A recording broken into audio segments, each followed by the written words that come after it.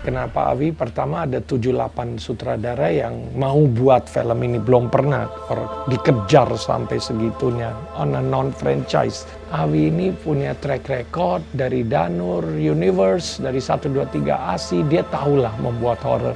Tapi saya udah bilang sama Awi, Wi, kita harus all out di sini. Sajiannya harus beda, packagingnya beda. Jadi Awi sepakat di sini, kita benar-benar sepakat dan nggak tahu ya memang buat saya dia yang terbaik, dia tahu kok cara membuat film horror gimana.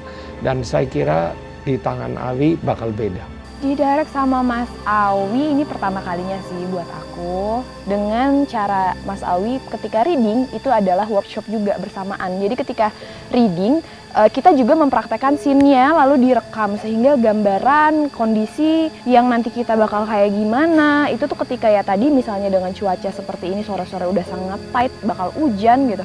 Kita semua tuh begitu masuk set udah ready dan udah tahu gitu.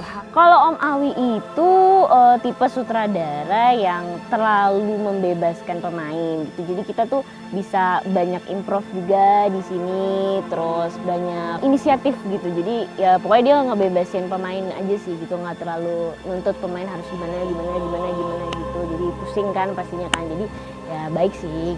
Seperti yang kita tahu, Mas Awi sangat sukses terutama di film Danur 123. Suatu kehormatan juga saya bisa didirect nih sama Mas Awi. Gue rasa ini bisa jadi satu dimensi baru dari sisi gue sebagai aktor. Biasanya main musik, terus didirect sama Pak Awi dan tim.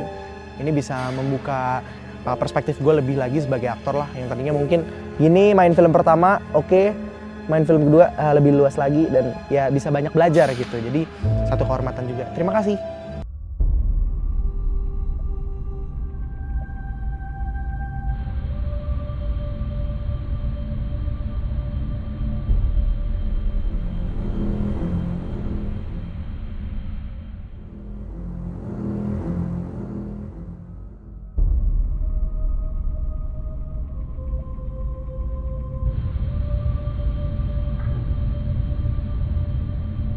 Kalau saya sih dengan pemilihan pemain cuma idenya adalah saya pengen ngeliat orang yang either belum pernah atau jarang banget saya lihat di TV atau di film gitu. Jadi buat saya sebagai filmmaker dulu deh, minimal di monitor saya tuh saya fresh gitu ngeliat mereka. Saya hampir nggak pernah lihat mereka sebelumnya karena saya pengen sesuatu yang nggak familiar. Saya pengennya tuh saya mengenal mereka, buat saya sendiri bisa believable kalau mereka ini mahasiswa dan mahasiswi, bukan artis atau pemain gitu. Dari saya itu dulu. Jadi memang saya requestnya ke MD, ke Sanjay juga jangan kasih saya yang udah sering main film deh gitu. Saya pengennya boleh bilang new faces deh gitu. Membangun chemistry dengan anak-anak muda sangat enak sekali diajak kerjasama. Kita sering diskusi tentang karakter, sering diskusi tentang dialog-dialog. Kita sama-sama belajar tentang dialek bahasa Jawa Timur. Jadi saya pribadi nggak merasa banyak kesulitan gitu ya. Cara membangun chemistry juga kan kita ada workshop, ada reading, kita saling ketemu gitu. Kita ngobrolin masalah karakter kita masing-masing, kita develop karakter kita masing-masing. Terus dari situ juga kadang kayak aku sama Widya seringnya, terus sama Nur juga suka hangout bareng, nonton, makan bareng, ngobrol gitu-gitu sih paling.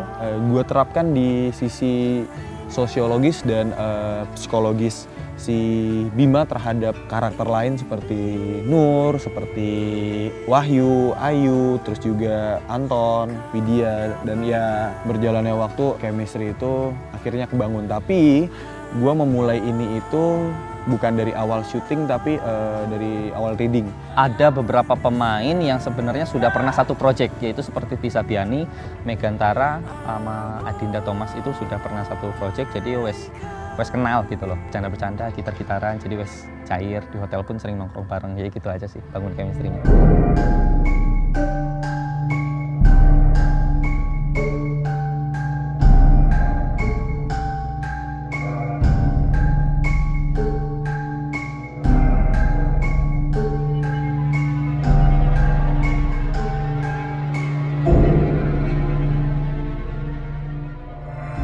Suatu yang beda lah. Saya mau film horror Indonesia to the next level. Itu harapan saya dari KKN. Pesannya mungkin kalau kita sedang bertamu di tempat orang gitu kan, selalu ingatlah gitu, kita jaga sikap, jaga behavior, jangan sembarangan, karena sekali kita melanggar ya ada akibatnya gitu. Salah satu cerita yang tidak bisa dilupakan oleh teman-teman KKN adalah cerita yang dibuat di film KKN ini yang berdasarkan cerita nyata. Pesan itu bisa diterima setelah nonton filmnya pasti. Ada yang hidup tapi nggak terlihat gitu, jadi kalian harus lebih berhati-hati lagi.